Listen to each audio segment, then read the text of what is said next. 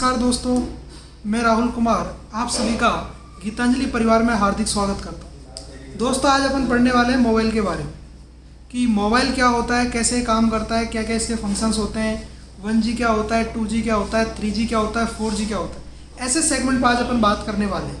तो ध्यान से सुनना कि मोबाइल पर अपन चर्चा कर रहे हैं कि मोबाइल क्या होता है, कैसे काम करता है, कौन कौन से सिग्नल इसके अंदर होते हैं, एनालॉग क्या होता है, डिजिटल क्या होता है, उन पॉइंट पर आज अपन चर्चा करने वाले हैं। ठीक है दोस्तों, तो मैं बात कर रहा हूँ मोबाइल कि आज अपनी जो बात होने वाली है वो होने वाली है दोस्तों मोबाइल कि मोबाइल क्या होता है, इसके अंदर क्या क्या चीज़ें होती हैं। तो सबसे पहली बात तो मेरी ये सुनना कि मोबाइल जो है डियर, इसके अंदर दो बात है। एक तो इसके अंदर माइक्रोवेव कि माइक्रोवेव तरंग का उपयोग किया जाता है। अच्छा, कुछ लोग ये कहते हैं कि साहब मोबाइल नुकसान करता है, हानिकारक होता है, ये होता है। ऐसी धारणाएं अभी तक साबित नहीं हो पाई कि मोबाइल नुकसान करता है, क्योंकि डियर कि माइक्रोवेव जो तरंगें होती है ना, इनके अंदर दो चीज़ होती हैं। एक तो इनकी तीव्रता जो है वो कम होती है कि माइक्रोवेव तरंगों की जो तीव्रता है ये बहुत कम होती है। और दूसरा पॉइंट ये है डियर कि इनमें आयनीकरण की क्षमता जो होती है वो बहुत कम होती है। आयनीकरण की क्षमता जो है वो बहुत कम है, मतलब आयनीकरण की क्षमता बहुत कम होती है और तीव्रता कम होती है। कौन सी तरंगों की? माइक्रोवेव तरंगों की। तो शरीर को ज़्यादा नुकसान नहीं पहुंचाती, मानव स्वास्थ्य पर ज़्यादा प्रभाव, हानिकारक प्रभाव इनका नहीं पड़ता है। तो डियर फिर भी कोई ना कोई बात तो होगी। तो 2011 में एक रिसर्च हुआ, उसमें बताया था कि मोबाइल के कारण 2B श्रेणी का कैंसर हो सकता है। बस 2B श्रेणी का कैंसर हो सकता है, जिसमें आदमी कैंसर में तो मरता ही है, आपको पता है। तो मोबाइल के कारण ध्यान रखना, माइक्रोवेव तरंगें होती है, जितना इसको हानिकारक मानते हैं उतना हानिकारक ये नहीं है, क्योंकि रिसर्च से पता चला कि माइक्रोवेव तरंगों की जो तीव्रता है बहुत कम है, आयनीकरण क्षमता भी बहुत कम है। तो 2011 में साबित हो गया कि इनके द्वारा 2B श्रेणी का कैंसर हो सकता है, इससे ज़्यादा कुछ नहीं होगा साहब। तो बात क्लियर हुई। तो मोबाइल के बारे में ये तो चीज़ हो गई मोबाइल के बारे में। इसके बाद अपन देखते हैं कि 1G क्या होता है, 2G क्या होता है, 3G क्या होता है, 4G क्या होता है। तो पहले इस चीज़ को सुनना। तो देखो, तो बात ये है, एक होता है एनालॉग और दूसरा होता है दोस्तों डिजिटल।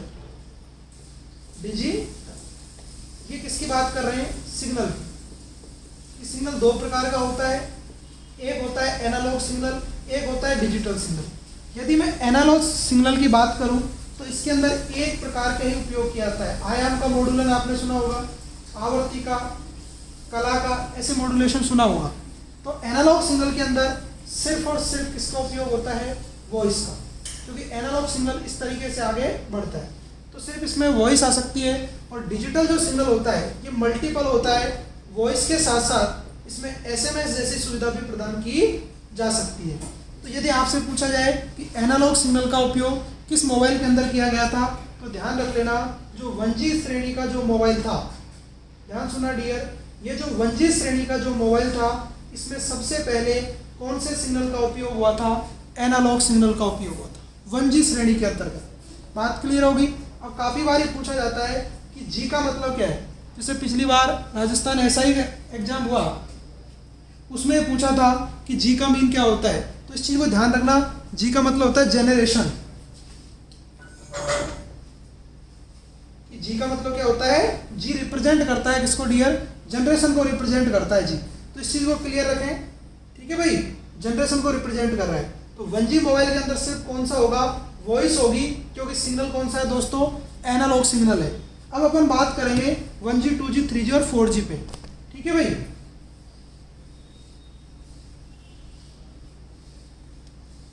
तो देखो, सबसे पहले मैं बात कर रहा हूँ 1G की बात कर रहा हूँ कि 1G श्रेणी के अंदर क्या क्या सुविधाएं प्रदान की गई थी। तो डियर 1G श्रेणी का सबसे पहले जो मोबाइल आया पूरे विश्व में, तो हम बात करते हैं किसकी? जापान की। सबसे पहले पूरे विश्व में जापान के अंदर आया और इसका कॉमर्शियल उपयोग 1981 में किया। 1981 से इसका कॉमर्शियल उपयोग प्रारंभ हो गया था। और दूसरी बात, इसमें सिर्फ एनालॉग सिग्नल का ही उपयोग किया था। इसमें सिर्फ एक ही सिग्नल था, कौन सा दोस्तों? एनालॉग। तो इसलिए इसमें सिर्फ और सिर्फ कौन सी सुविधा प्रदान की गई थी? वॉइस कॉलिंग सुविधा। सिर्फ वॉइस कॉलिंग सुविधा थी, आपको एसएमएस जैसी सुविधाओं का लाभ नहीं था, ना कोई इंटरनेट था, ना कोई कुछ था। ये 1G की बात है, तो 1G सबसे पहले जापान के अंदर आया 1981 में। सिग्नल कौन सा दोस्तों? एनालॉग सिग्नल था, और इसमें कौन सी सुविधा थी? सिर्फ और सिर्फ वॉइस कॉलिंग की सुविधा प्रदान की गई थी। तो इस चीज़ को क्लियर ध्यान रखना कि 1G के अंदर क्या था, तो ये बात क्लियर हो जाती है। तो ठीक है ना भाई, तो 1G मोबाइल में सिर्फ और सिर्फ वॉइस कॉल की सुविधा थी। अब देखो मैं बात कर रहा हूं दोस्तों 2G की। 2G के अंतर्गत क्या सुविधाएं थी? तो ध्यान से सुनना, 2G मोबाइल के अंदर जो सिग्नल था ना, वो कौन सा था? डिजिटल। कौन सा था भाई? डिजिटल। कि डिजिटल सिग्नल था। अच्छा, डिजिटल के अंदर इसके अंदर दो सुविधाएं हमें प्रदान की गई थी, एक तो वॉइस कॉलिंग की और एक एसएमएस की सुविधा प्रदान की थी। कि वॉइस कॉलिंग तो साहब 1G में भी हो रही थी, कोई दिक्कत वाली बात नहीं है, और दूसरा है एसएमएस। एसएमएस की भी सुविधा हमें दी गई थी, किस नेटवर्क के अंदर? 2G नेटवर्क के अंतर्गत। तो ध्यान से सुनना, काफ़ी बार क्या होता है, हम जैसे जनरली बोल देते हैं एसएमएस, तो आपसे वो पूछ सकता है एसएमएस की फुल फॉर्म क्या है? Short message service. Short message service जो है वो क्या होती है दोस्तों? एसएमएस होती है। तो 2G के अंदर वॉइस कॉलिंग के साथ साथ एसएमएस की सेवा भी हमको क्या की गई थी? प्रदान की गई थी। और इसमें सिग्नल कौन सा था दोस्तों? डिजिटल। और मोबाइल इसके अंदर था नोकिया का, क्योंकि 2G की सबसे पहले शुरुआत फिनलैंड के अंतर्गत की गई थी। फिनलैंड जो देश है, और आपको पता है फिनलैंड की सबसे जो पॉपुलर जो मोबाइल चलता था, जो कंपनी थी, वो नोकिया फिनलैंड की ही कंपनी है। इस चीज़ का आप ध्यान रखना क्लियरली। नोकिया कहाँ की कंपनी है? फिनलैंड की। तो सबसे पहले 2G जो नेटवर्क था, एसएमएस और इसके अंदर क्या थी दोस्तों? वॉइस कॉल की सुविधा प्रदान की गई थी। तीसरा पॉइंट ये है, इसके अंदर थोड़ा बहुत इंटरनेट भी चलता था। इंटरनेट सेवा प्रदान की गई, थोड़ा बहुत इंटरनेट सेवा भी इसके अंदर क्या की गई थी दोस्तों? प्रदान की गई थी। किसके अंदर? 2G नेटवर्क के अंतर्गत इंटरनेट सेवा भी क्या की गई थी दोस्तों? प्रदान की गई थी। तो ये बात क्लियर हो जाती है कि डिजिटल के अंदर हमें क्या क्या चीज़ें थी। तो 2G मोबाइल के अंदर वॉइस कॉलिंग था, एसएमएस सुविधा थी, और थोड़ा बहुत इंटरनेट भी चल जाता था। ये सारी सुविधाएं किसके अंदर थी दोस्तों? 2G नेटवर्क के अंतर्गत प्रदान की गई थी। अब एक बात बताओ सर, हमें कैसे पता लगेगा कि ये नेटवर्क 2G आ रहा है? मोबाइल में भी तो पता लगना चाहिए ना सर हमारे में कि ये साहब 2G नेटवर्क है। तो ध्यान से सुनना, उस पॉइंट पर क्या है बात। मैं आपको बता दूं कि 2G का सिंबल क्या होता है। तो आपने देखा होगा दोस्तों, मोबाइल के अंदर आपने देखा होगा कि मोबाइल के अंदर वहाँ पर एक जो साइन होता है, जहाँ पर नेटवर्क चलाते हैं, ई का साइन आता है। ई, जहाँ पर ई बना रहता है, ये ई जो होता है, ये रिप्रेजेंट करता है किसको? 2G network. कि 2G जो नेटवर्क है, इसको रिप्रेजेंट करता है कौन दोस्तों? ई। ई अगर सिंबल आया हुआ है, अगर ई दिखाई दे रहा है आपको मोबाइल में कहीं ना कहीं कोने में ऊपर की तरफ, जहाँ पर डेटा चालू करते हैं, तो आप समझ जाना अब आपको कौन सी सेवा प्राप्त हो रही है? 2G सेवा प्राप्त हो रही है। तो बात क्लियर हो गई। तो साहब इंटरनेट भी चलता था थोड़ा बहुत, तो वो कौन सा है? ई। ई से रिप्रेजेंट होता है कौन सा? 2G network. ठीक है मेरे भाई।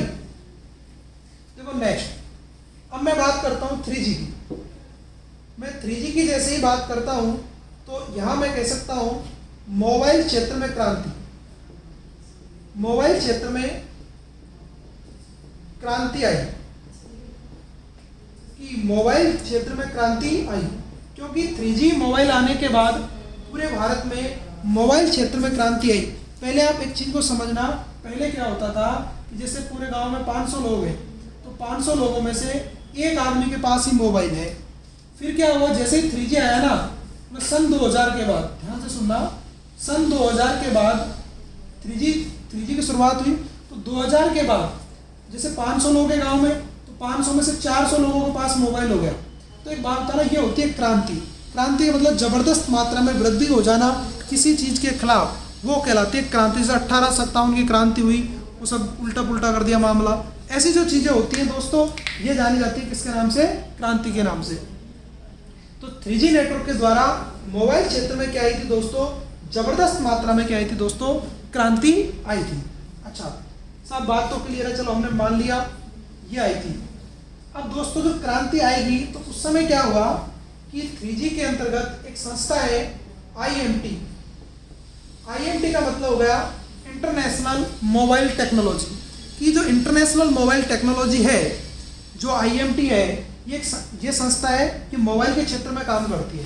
तो इस कंपनी ने क्या किया, उस समय 3G के आने पर स्मार्टफोन,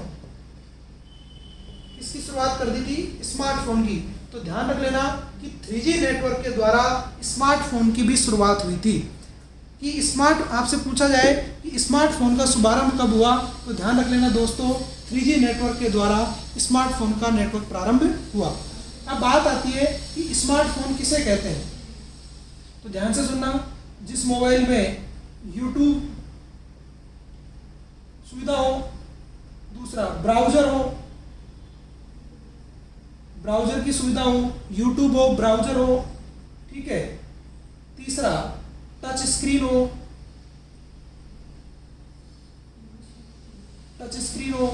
ठीक है, नंबर 4 इंटरनेट कनेक्टिविटी हो, जैसे उसमें वाईफाई वाले जैसे ऑप्शन होने चाहिए, इंटरनेट कनेक्टिविटी बोलते हैं, ठीक है। ये जो सारी चीज़ों का मापदंड पूरा करेगा उसे हम क्या कहते हैं दोस्तों, स्मार्टफोन कहते हैं। जिसके अंदर यूट्यूब भी होना चाहिए, जिसके अंदर ब्राउजर भी होना चाहिए, टच स्क्रीन भी होनी चाहिए और इंटरनेट कनेक्टिविटी के लिए भी सेवाएं होनी चाहिए, वो कहलाता है स्मार्टफोन। उसे हम क्या कहते हैं दोस्तों, स्मार्टफोन की संज्ञा दे सकते हैं।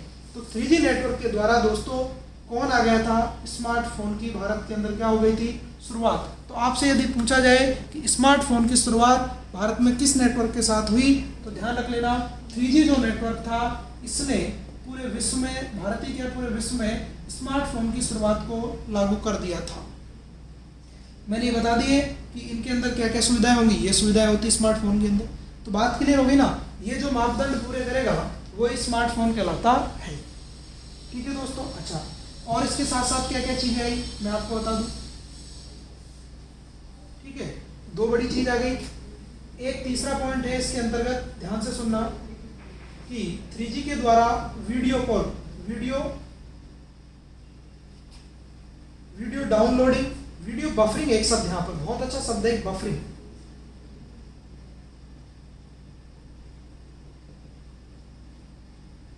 कि वीडियो बफरिंग, कि वीडियो में बफरिंग क्षमता कम होना। एक्चुअली में क्या होता है कि जब पहले हम वीडियो चलाते थे यूट्यूब पर दोस्तों, हम क्या करते थे कि जब हम वीडियो चलाते थे तो उस समय क्या होता था कि काफ़ी बार वीडियो जो हम चलाते उसमें गोल गोल सा भीतर घूमता रहता था, वो बफरिंग बताता था 70-80%। मतलब लाइव वीडियो नहीं चलता था, बफरिंग के साथ चलता था, विदाउट बफरिंग वीडियो चलता ही नहीं था 3G। तो ये समस्या थी, तो हम बड़े परेशान थे कि साहब बफरिंग आती थी तो हम क्या करते थे, वीडियो को डाउनलोड करते थे। तो वीडियो बफरिंग या वीडियो डाउनलोडिंग,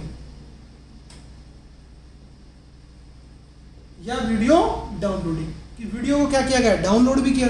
फिर हमने क्या स्टार्ट कर दिया कि तो बफरिंग मार रहा है, चलो डाउनलोड कर लो। तो वीडियो बफरिंग और वीडियो डाउनलोड जो शब्द आए हैं दोस्तों, वो किसके साथ हैं, 3G के साथ। डाउनलोड होने के बाद किसी भी चीज़ की बफरिंग नहीं आती, क्योंकि वो आपके मोबाइल के अंदर वो डेटा सेव हो जाता है, उससे रिलेटेड जो डेटा है वो आपके मोबाइल के अंदर सेव हो जाता है, तो उसमें किसी प्रकार की कोई बफरिंग नहीं आती।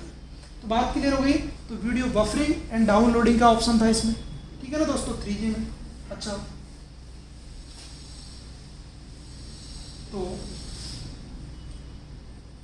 ये चीज़ हो गई। अच्छा, नेक्स्ट में इसमें आगे बढ़ता हूँ, इस पॉइंट में, इसी कड़ी में मैं थोड़ा सा आगे बढ़ते हैं कि और इसके साथ क्या है। तो इसके साथ माना जाता है कि जैसे वीडियो कॉलिंग है साहब, कॉलिंग इसके साथ साथ आ गई थी, ठीक है ना। तो ये बहुत सारी चीज़ें थी, ये 3G नेटवर्क के साथ आ गई थी। अब बात ये आती है कि सर हमें ये बताओ कि हमें कैसे पता लगेगा कि मोबाइल के अंदर अब 3G नेटवर्क चल रहा है। साहब हमें भी तो पता लगना चाहिए ना कि हमारे मोबाइल के अंदर इस समय 3G नेटवर्क चल रहा है, ये हमें कैसे पता लगेगा। बिल्कुल आपकी बात सही है कि हमें भी पता लगना ज़रूरी है कि 3G नेटवर्क कब चल रहा है, हमारे में 3G कब आ रहा है। तो दोस्तों ध्यान रखना, एक्चुअली में क्या होता है, जब आपके मोबाइल के अंदर H प्लस प्लस आ जाए, जब आपके मोबाइल के अंदर H प्लस प्लस रिप्रेजेंट हो जाए, तब आप समझ जाना कि कौन सा चल रहा है, 3G चल रहा है। कि अब जो नेटवर्क काम कर रहा है ना, वो नेटवर्क कौन सा काम कर रहा है दोस्तों, 3G नेटवर्क कर रहा है दोस्तों। कौन सा, 3G, क्योंकि H प्लस प्लस का मतलब हुआ high speed, high speed packs, high speed packet access, ये इसका मतलब होता है। हाई स्पीड पैकेट एक्सेस जो है ये H प्लस प्लस को रिप्रेजेंट करता है। आपके मोबाइल में यदि H प्लस प्लस आ रहा है, इसका मतलब नेटवर्क कौन सा चल रहा है दोस्तों, 3G नेटवर्क चल रहा है। और 3G नेटवर्क चल रहा है, इसका मतलब आपके सिंबल कौन सा लगा हुआ है, H प्लस प्लस। तो मैंने आपको बताया कि जब 2G रहेगा तो कौन सा सिंबल रहेगा, E का, और 3G रहेगा तो सिंबल आ जाएगा किसका, H प्लस प्लस का। तो ये बात क्लियर हो गई दोस्तों।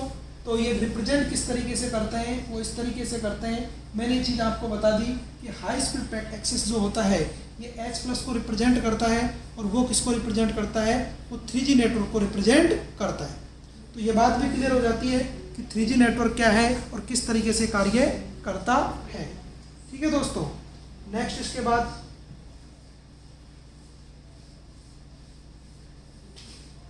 ठीक है, इसके बाद दोस्तों शब्द आता है कौन सा, 4G।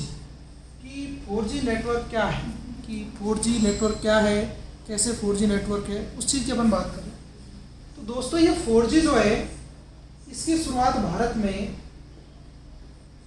2011 से मानी जाती है कि 2011 में ही 4G नेटवर्क आ गया था। और इसको लाने वाली जो कंपनी थी,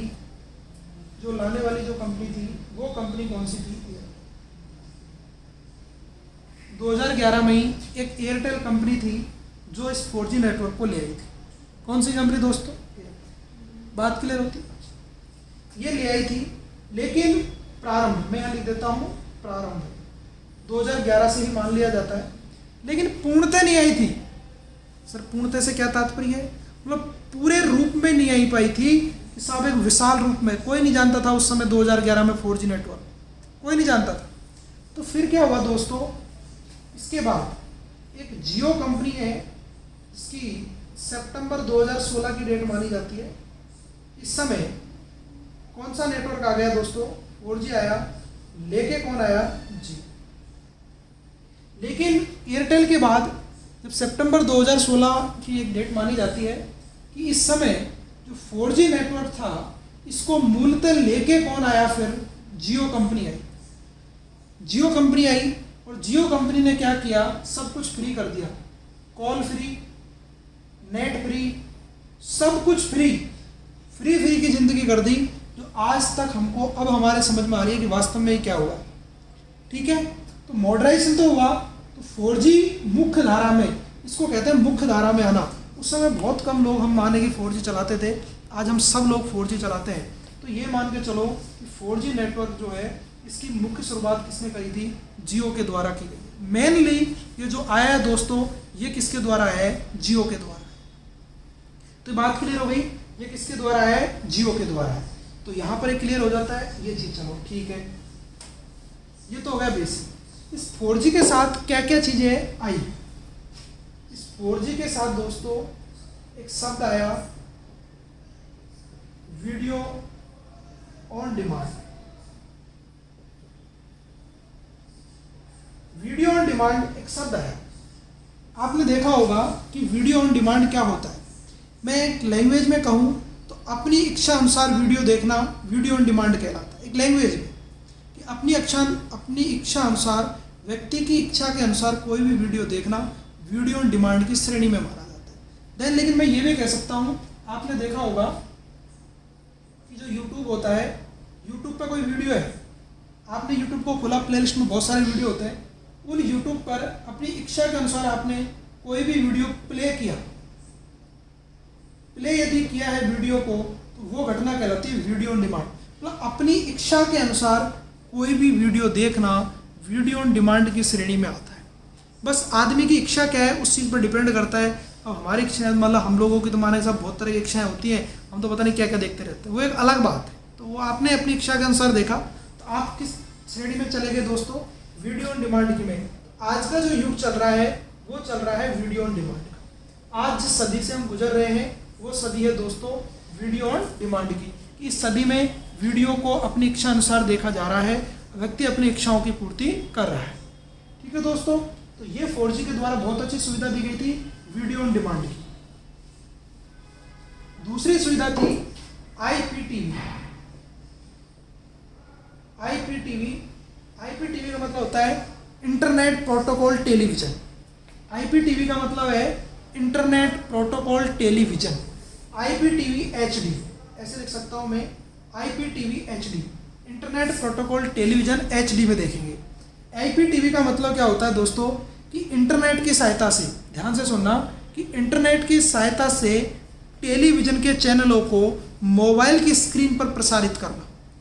आई बात समझ में कि इंटरनेट प्रोटोकॉल टेलीविजन जो है इसका मीन ये है दोस्तों कि इंटरनेट की सहायता से टेलीविजन के चैनलों को मोबाइल की स्क्रीन पर प्रसारित करना IPTV कहलाता है। बात क्लियर हो गई? अब इसके साथ एक शब्द जुड़ा हुआ है HD।